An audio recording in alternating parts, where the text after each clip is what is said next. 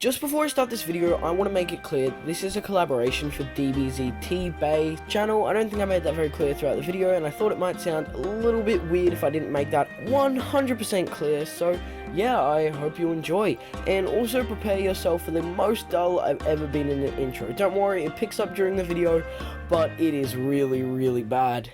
Hey guys, it's Fusion Fixation here. You may not know me, or you may know me, but I make DBZ videos on just about anything. I do discussions, I do top 7s, I do reviews, and I do theories, just like this one here. So sit back, relax, and enjoy. And if you get some time, check out my channel because I make videos just like this one. With that shameless plug out the way, play the intro.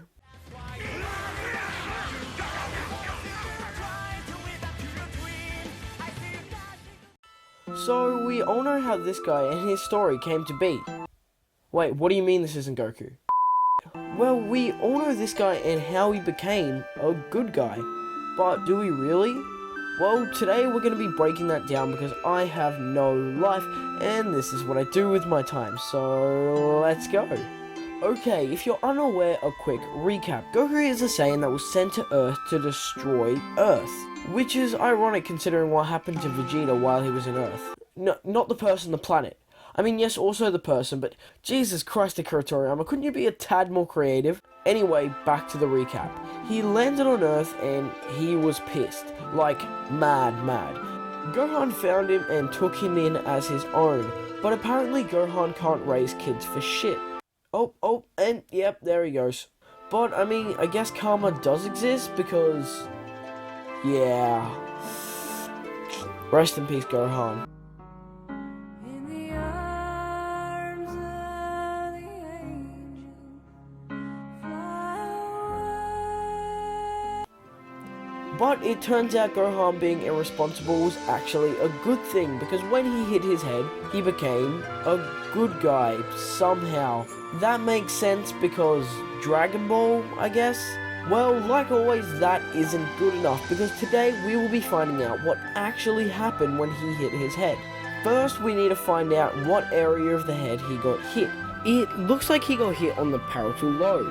Whoa, hold the bus. Wait, I thought that he lost his memory. But you can only lose your memory or have a personality change if you're hit in the frontal lobe. Well, what if he didn't actually lose his memory? God, can open, worms everywhere. If you don't believe me, then your next question might be, Fusion, how did he become good then? If you wait 5 seconds, I will explain it. Well, I believe that the first few years of his life, he thought that he was on the planet Vegeta. No. Let me explain.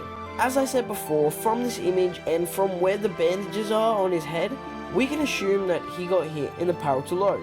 This lobe is responsible for, you know what, I'm gonna butcher the hell out of this, take it away, Sciencey website. I don't want to be copyright strucken, so link to this article in the description, and take it away. The parietal lobe is divided into two functional regions.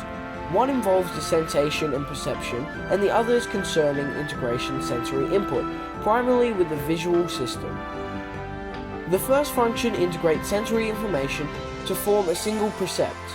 The second function constructs a spatial coordinate system to represent the world around us. Keyword here, world around us, but I'll come back to that in just a second. In the location of the top back of the head, which looks exactly where Goku got hit, its functions. Its location for visual attention, location for touch perspection, goals directed at voluntary movement, manipulating objects in space, integration of different senses that allow an understanding of a single concept. Observation problems. This is the big one right here.